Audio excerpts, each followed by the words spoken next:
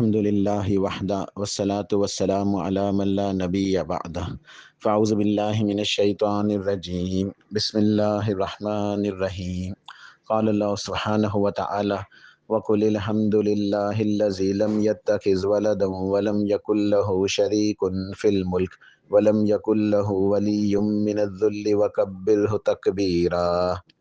سورہ بنی اسرائیل آیت نمبر 111۔ فرمان باری تعالی ہے اور آپ کہہ دیجئے کہ تمام کی تمام تعریف اللہ سبحانہ و تعالیٰ کے لیے ہے، جس نے اپنے لیے کوئی اولاد نہیں بنائی اور نہ اس کی حکومت، اس کی بادشاہت کے اندر اس کا کوئی شریک ہے اور نہ ہی اس کا کوئی مددگار ہے۔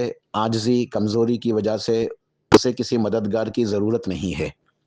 وَكَبِّرْهُ تَكْبِيرًا، اور آپ اس رب کبریا جل و علا اس کی کبریائی کو بیان کیجئے، اللہ اکبر، اس کی بڑائی کو بیان کیجئے۔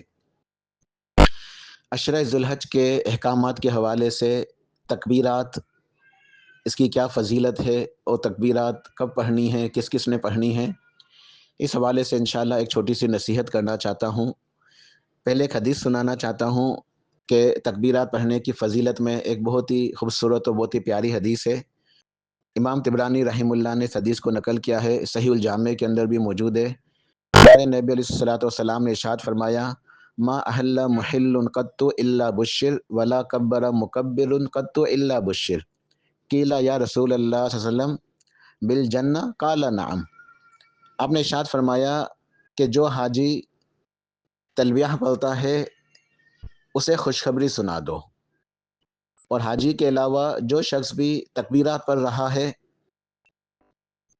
اللہ اکبر اللہ اکبر اللہ اکبر لا الہ الا اللہ واللہ اکبر اللہ اکبر وللہ الحمد، اللہ کی کبریائی کو بیان کر رہا ہے، اسے بھی خوشخبری سنا دو۔ یعنی یہ بشارت دونوں کے لیے ہے، حاجی کے لیے بھی جو حج کے مناسک کے لیے نکلا ہے، اب وہ تلبیہ پڑھے گا لبیک اللہم لبیک، ٹھیک ہے، اور جو غیر حاجی ہے، حج کے لیے نہیں پہنچ سکا، اپنے گھروں کے اندر اپنے علاقوں کے اندر ہے، تو اگر وہ بھی تکبیرات پڑھ رہے ہیں تو انہیں بھی خوشخبری سنا دو۔ صحابہ کرام نے عرض کیا کہ کس چیز کی خوشخبری، کیا جنت کی؟ آپ نے فرمایا ہاں۔ یعنی حاجی کے لیے بھی بہت عظیم بشارت ہے جنت کی، اگر وہ اللہ کا ذکر کثرت سے کرتا ہے، تلبیہ بولتا ہے۔ اسی طرح ایک شخص جو حج کے لیے نہیں پہنچ سکا لیکن وہ اپنے گھر میں رہتے ہوئے، اپنے علاقے میں، اپنے محلے، اپنے ملک کے اندر رہتے ہوئے، اپنے کام کاج کے دوران بھی اگر وہ ان تکبیرات کا اہتمام کرتا ہے تو اس کے لیے بھی جنت کی بشارت ہے۔ یہ تکبیرات کب پڑھنی ہے؟ تو دیکھیں حدیث کے اندر اس بات کی وضاحت نہیں ملتی کہ یہ کب سے شروع کرنی ہے، لیکن آثار صحابہ کرام کے اقوال اور کچھ احادیث اور کچھ قرآن پاک کی آیت سے جو بات سمجھ میں آتی ہے وہ یہ ہے کہ پہلی ذی الحج سے لے کے 13 ذی الحج تک، یعنی عشرہ ذی الحج کے اندر اور ایام التشریق کے اندر ہم نے ان تکبیرات کو پڑھنا ہے۔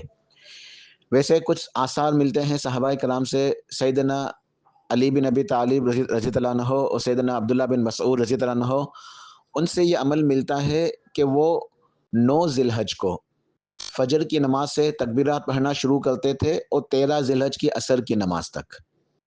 9 ذی الحج فجر کی نماز سے لے کے 13 ذی الحج کی عصر کی نماز تک یہ صحابہ تکبیرات پڑھا کرتے تھے، اور ہر نماز کے بعد بھی پڑھا کرتے تھے، چلتے پھرتے بھی یہ تکبیرات جو ہے نا وہ پڑھی جاتی تھی۔ یہ صحابہ کرام سے یہ عمل ثابت ہے۔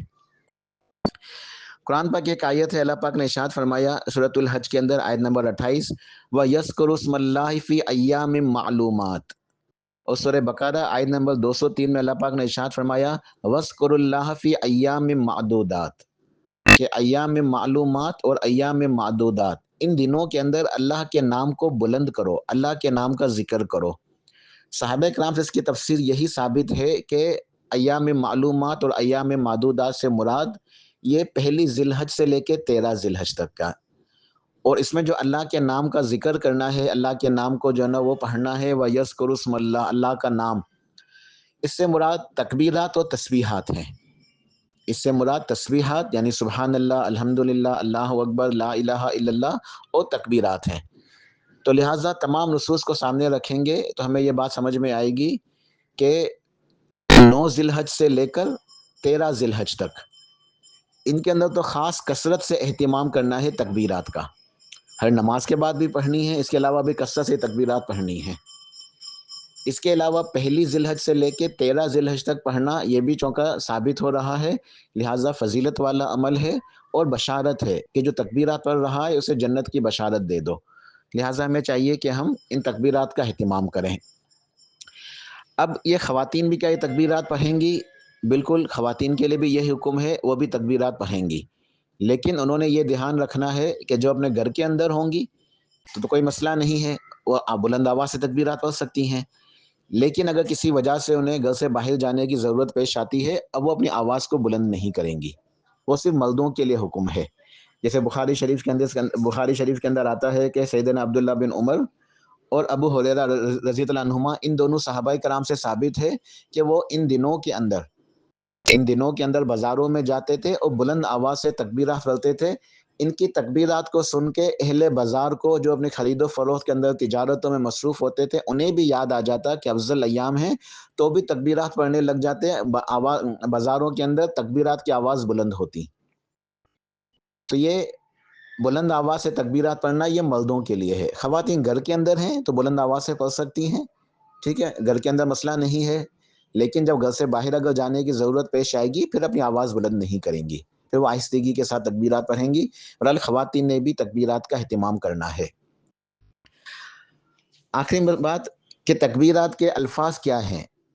دیکھیں 3-4 الفاظ جو ہے 3-4 صیغے ثابت ہیں۔ ایک ہے اللہ اکبر لا الہ الا اللہ واللہ اکبر وللہ الحمد، یہ بھی ثابت ہے۔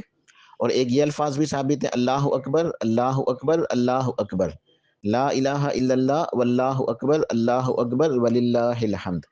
اور یہ الفاظ بھی ہیں، اللہ اکبر کبیرہ والحمد للہ کثیرہ وسبحان اللہ بکرۃ و اصیلا۔ اور یہ الفاظ بھی ملتے ہیں، اللہ اکبر کبیرہ والحمد